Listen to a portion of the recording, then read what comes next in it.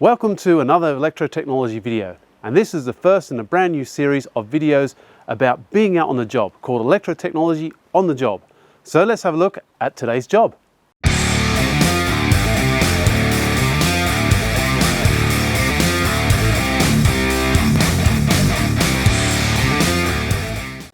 In this job, I need to run a conduit with some cabling down from a post behind me that's tucked in the corner here, and it has to come down through and then underneath the deck that's being built. It has to go all the way over to the other side, and the cabling is going to be running different lights. There'll be different switching, plus there's also a power circuit.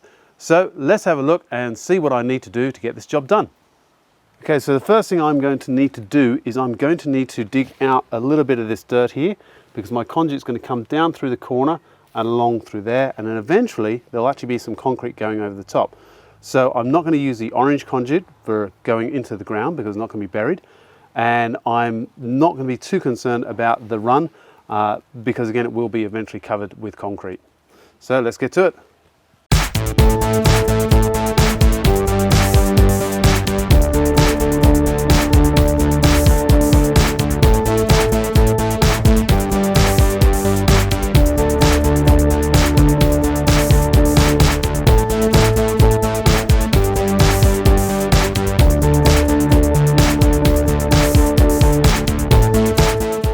So now I've cleared some space and I've dug it out so I can get my conduit through the little garden area, which will be eventually covered in concrete. I now need to mount my boxes so I know where to run the cable and the conduit to, so I can measure it all up correctly. To do this, I'm actually going to use an adaptable box. It looks like that. Now, I could use a J box like this one, but the adaptable box is a little bit bigger. And the amount of cables I have coming through here, I need to make some connections in this box. So I really want a little bit more room than what a J box would give me. But as you can see, the box doesn't have any where to run the cables to. So I'm going to use one of these. This is what we call a conduit screw terminator. So I will drill a hole into the end of this box, and then I can put that on, screw it together, mount it on, and away we go. I will then mount that to the timber where I want it to go, and that way I can then measure everything and work out how much cable and how much conduit I need. And then we'll start bending up some conduit and putting it all together. Let's get to that.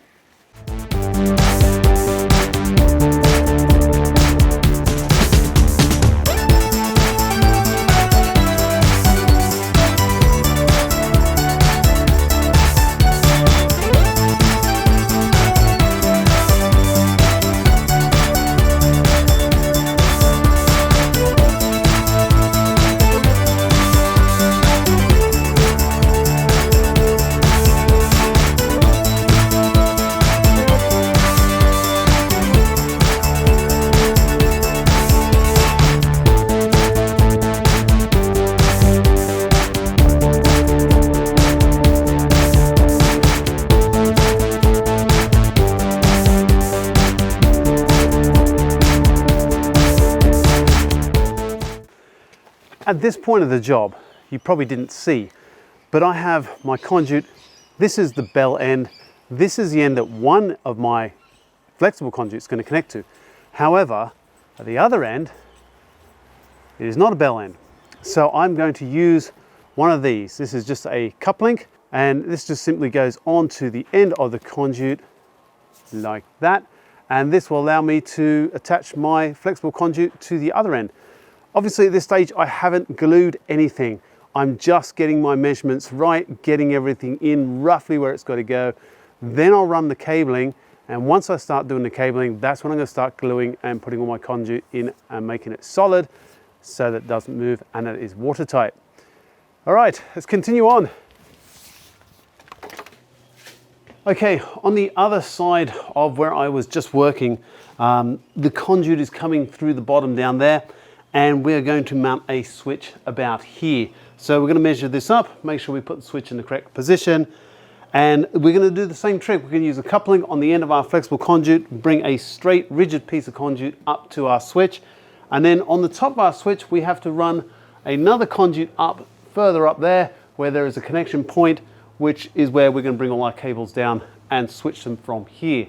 So we're going to get all that ready, and then from that point we can then start measuring out our wires, and we'll see how we go. Let's continue.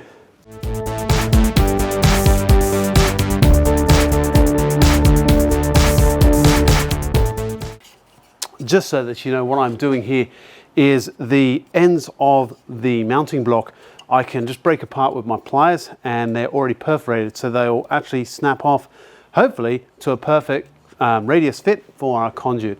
So I'm just getting that ready. I've just marked the timber here just with my screwdriver so I can see roughly where it's going to go. This doesn't have to be 100% perfect for this particular job. It's not that this switch has to match up with every single room in a house. So I've measured up to be about 1300 high.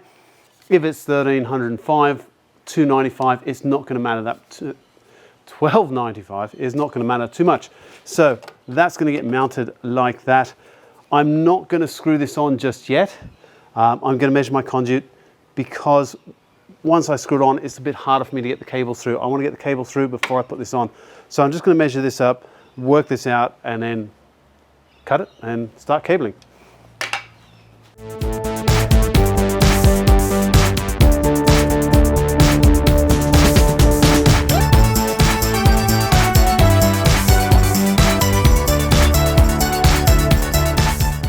Okay, I've got my conduit ready, at least for this half of the job. Now I'm going to measure the cable. I need numerous active wires, because there's going to be 3 switches. So I have this roll here, I have another brand new roll there, which I'm going to open up. I'm going to first use just this one as my template. So I'm going to work out the length using this one wire, cut that, and then I will cut all the others to the same size. Then most importantly, I'm going to mark them. So I'll get to that.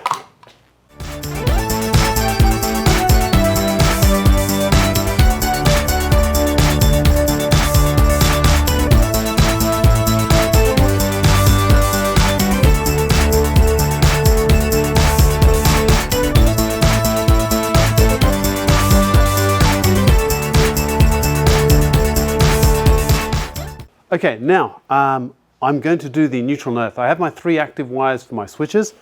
I need my neutral and earth cabling. However, my neutral and earth cabling needs to be longer, because although that's where my switch is, my point of connection is further up there. So I'm actually going to extend the neutral and earth cabling up to where that connection point is. Then I've also got to do the 2.5mm cable for the power. This is only 1.5mm because it's only light and it's only a small range. It's only about 10 amps, whereas the power will be a little bit more. So I'm going to measure this out and extend that length on.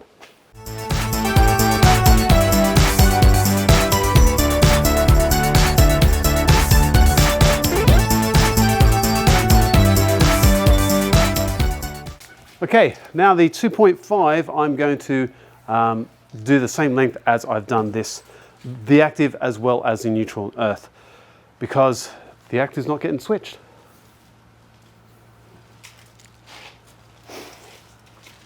Always remember, when you're working, clean up as you go. So I got a little bit of mess here, I'm just going to clean that up.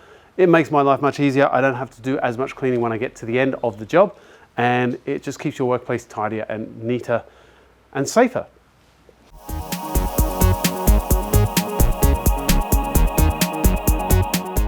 I don't actually have any 2.5 single insulated wiring.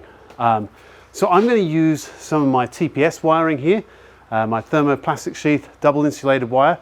I'm just going to strip off the outer layer and use the cabling from that.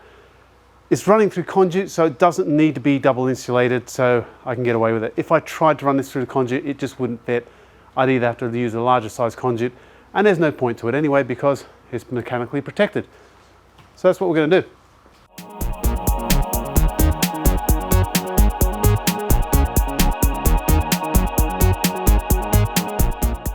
Again, using a wire as my template, I'll measure it off.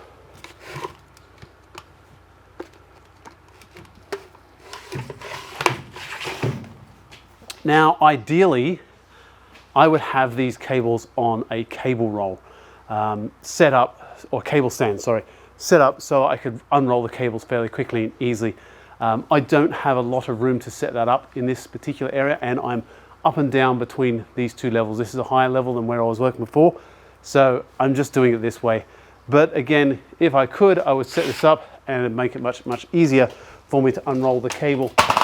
As it is, I'm just going to put it on the floor and unroll it this way.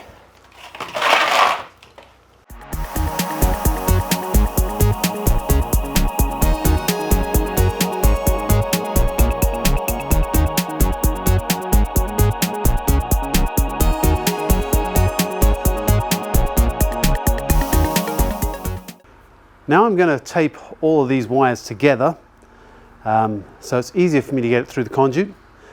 At this point, I'm only taping the 2.5, so for the power, and the neutral and earth.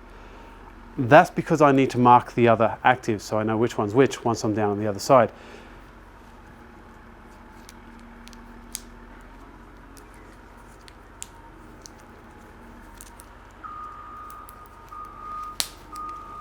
There we go, taped. I'm going to put that to one side, and then I'm going to work out the actives and mark the actives. Switch wires, not actives, they're switch wires.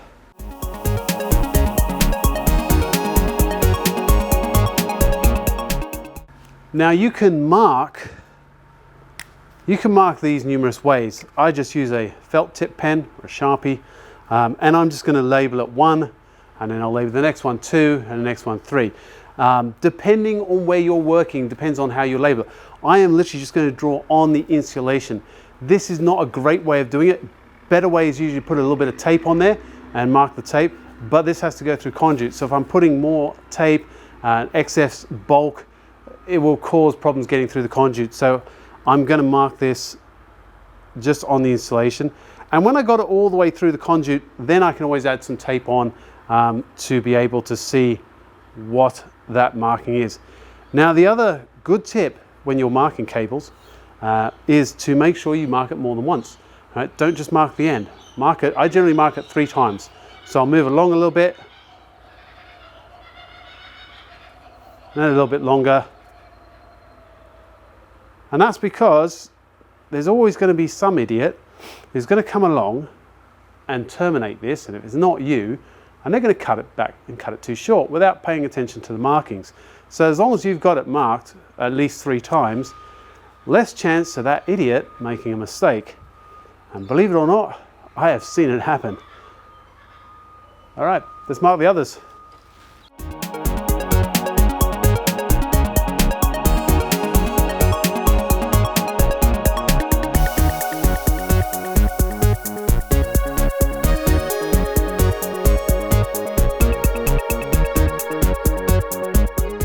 Okay, marking is done. Now I can attach it to the other group of cables, and I can start feeding that through the conduit. And what I'm going to do is I'm going to feed it through most of the way, not all the way. I'm going to feed it through, and then as I go, I'm going to start putting things together, putting the conduit together and gluing it.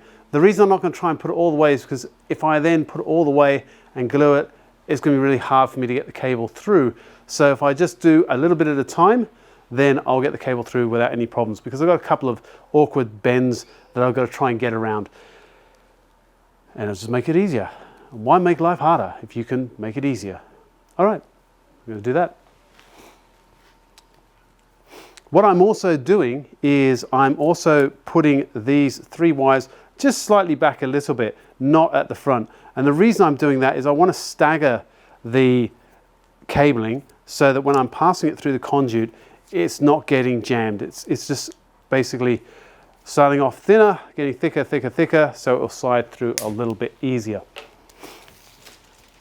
Now, when you do this, the most important thing is that you don't get knots and tangles in your wires at the other end. A good reason just to do this, a little bit at a time, as opposed to trying to pull the whole thing all the way through. So, I'm actually not going to start with this conduit. I'm going to start down there with my flexible conduit, because I can then always add this last little stretch in at the end, which is what I will do. Again, just make your life a little bit easier. So I need to go and just disconnect all of the conduit that I have already put into place that I haven't glued and haven't screwed on, so I can start passing this through.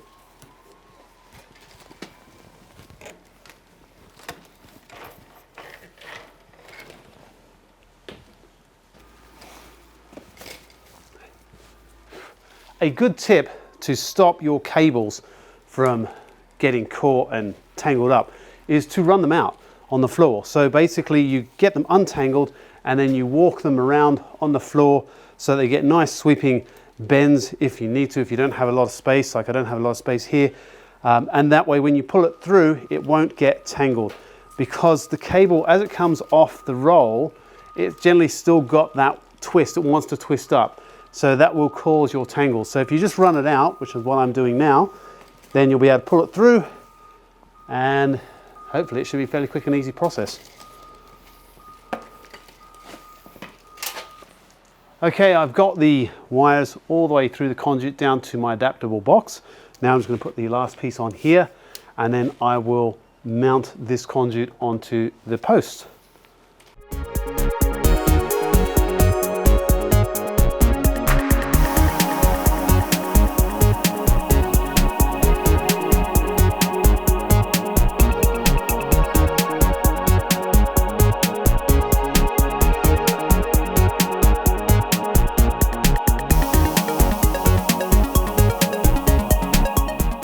Okay, I've mounted the box temporarily, the mounting block, simply so I can get my conduit in the correct position and level it up and get that screwed to the post. Now, when you are connecting conduit, a good tip to have is make sure the writing is on the inside of the conduit so you can't see it, because all conduit comes printed with some writing on it.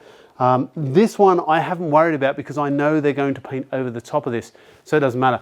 But if it's not going to get painted, make sure the writing is always behind the conduit so you can't see it. Just a little tip for being professional, really.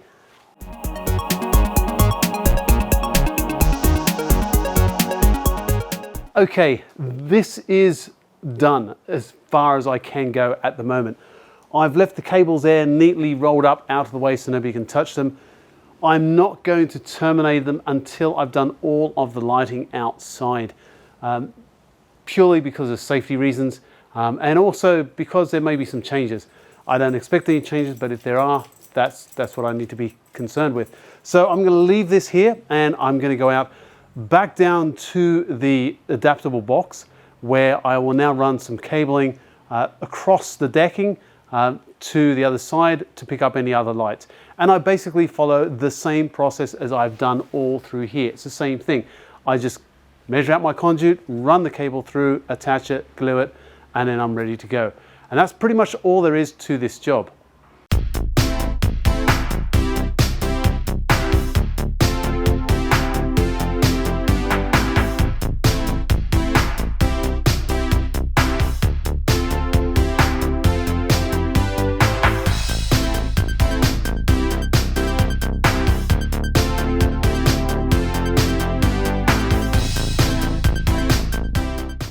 Okay, so I actually need to bend some of this conduit right at the end.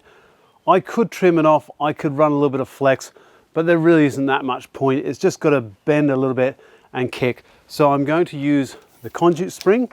I'm going to work out where I need to bend it, and then I'm going to bend it into shape. So when I mount it, it fits nice and neat, and we can go along with that. So here we go, bending time.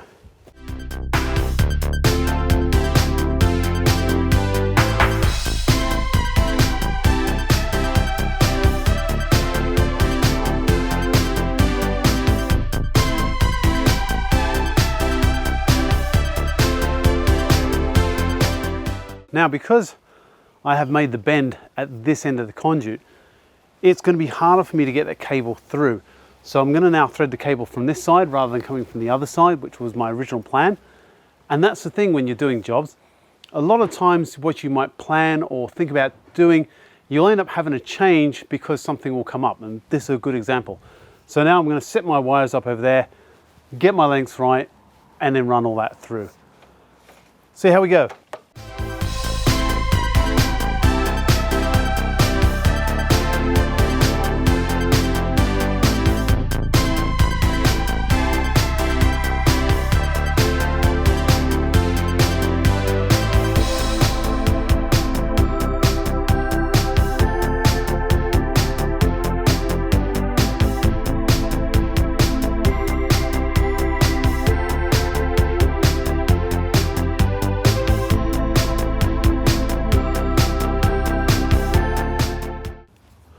I forgot to put the coupling on.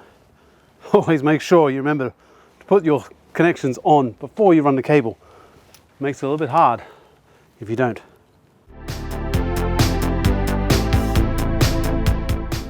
Another tip as I'm doing this, when you're threading cable through conduit, whether it be rigid conduit or flexible conduit, always try to have your conduit going downhill. Gravity is your friend and it'll make life a lot easier trying to do this job than rather if you're trying to push conduit up a wall or something like that. Always try to go down.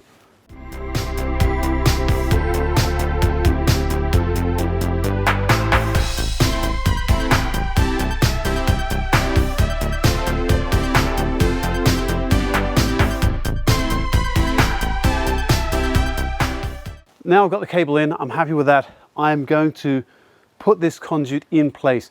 This is a 4 meter length of conduit. So if I screw this up, I got the cable in, I can maneuver around things and it's not going to be flapping around. It's ready to be installed, so I'm going to do it. I'll glue the coupling on, screw it on.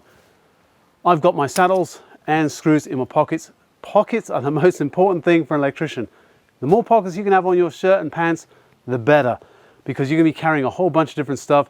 If you're going to climb through roofs or on building sites or deck work or stuff like this, pockets make life much, much easier. So let's get to that.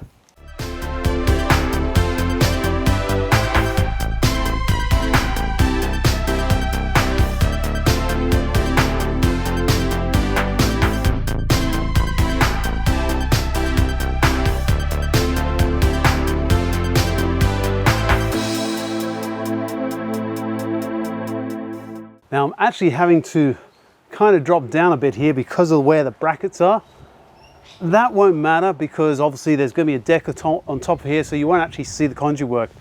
But if I could see that, I would redo this other section, drop it down and make sure everything was perfectly level, because there's nothing worse than having a conduit that just looks untidy. It's not very professional and it doesn't really say much for the tradesman who put it in. But again, this one's not going to be seen, so it doesn't matter if I go a little bit crooked with it, and that'll be fine.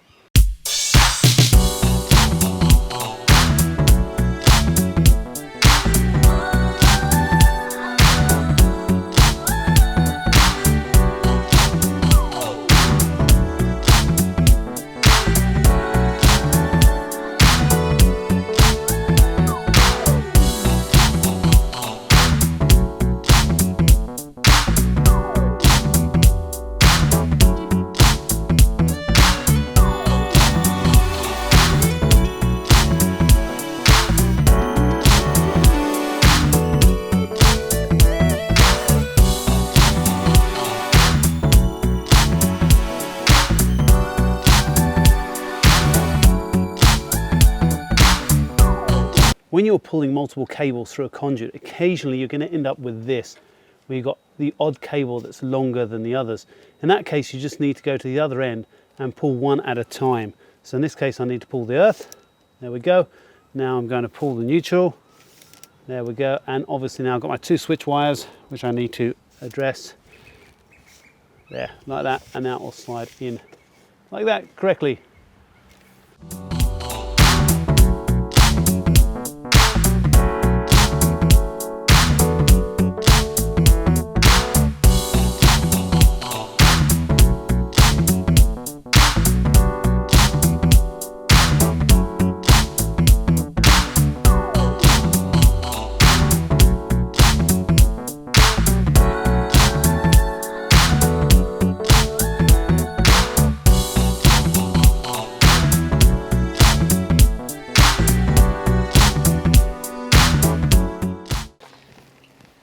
So what I actually have here is I have my cable now coming from underneath here. There's a conduit there, but there's another conduit you can't see over behind here with some other cable from another light that was installed earlier on. So this 3-way J-box needs to get mounted, and I'll probably mount it about there so I can bring my cable around into here, and then from there I need to go around for the other lights that will get installed later on. So I'm going to put that on.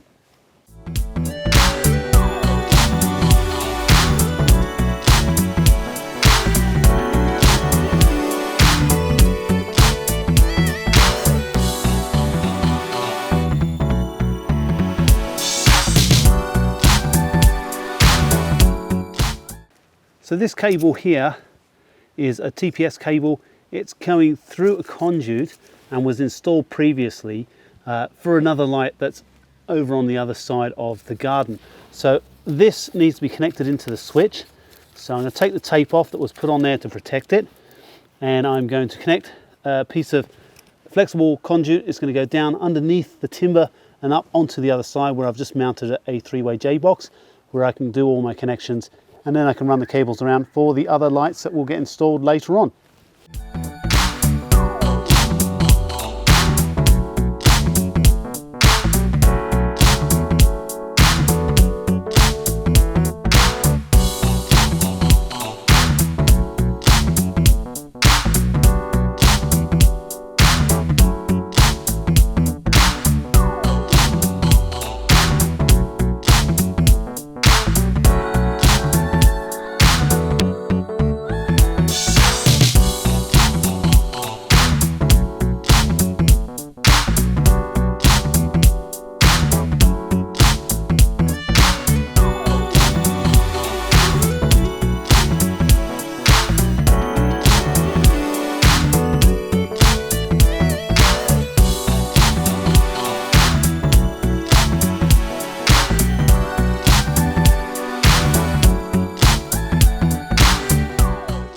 Now at this point, I need to run some conduit from here around along that concrete and then underneath onto the other side of this timber running across there, because there's going to be a light post on the other side, which means my cabling now, I have one switch wire which is going to connect to this wire here.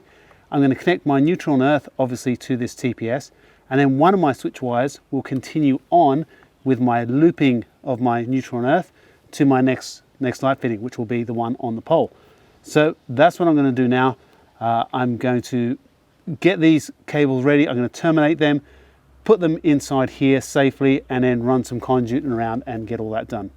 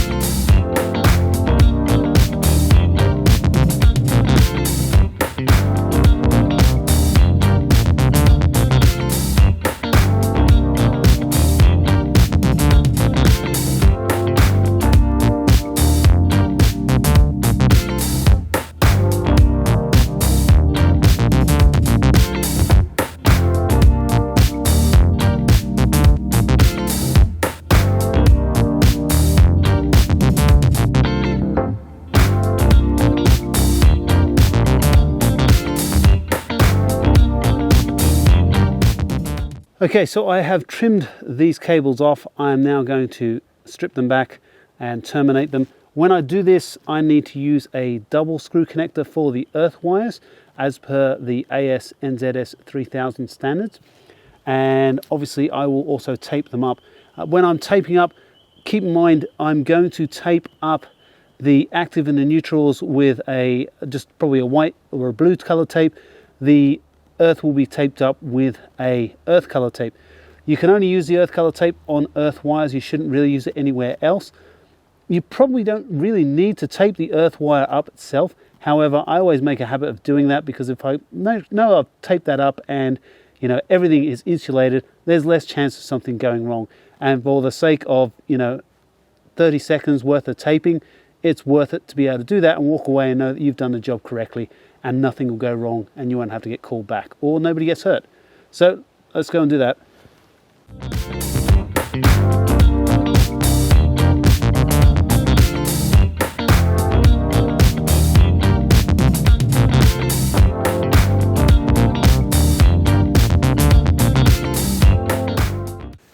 Now you'll notice what's happened there is I've cut a bit too far into that. That's no good. I can't leave it like that. I've got to re-terminate. See, it happens to all of us.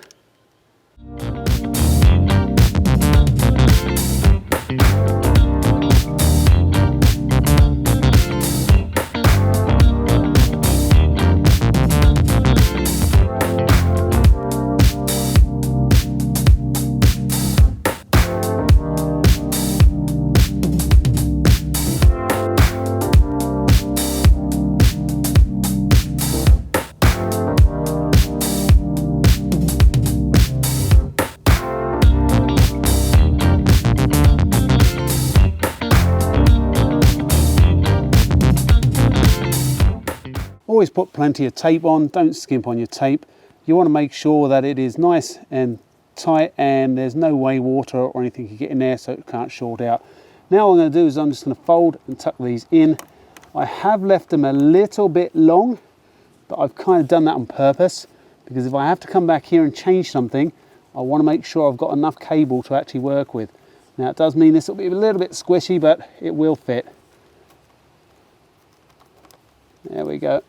That's it, perfect. Now I'll just put the lid on and that section is done.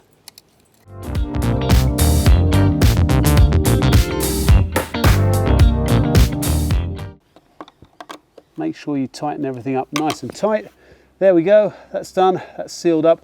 Now all I have to do is just put those other saddles on the concrete work there, and then I'll run the cable over to where the post is likely to go, coil it up just like I did before, and that's it. I just need to wait until the deck gets done now.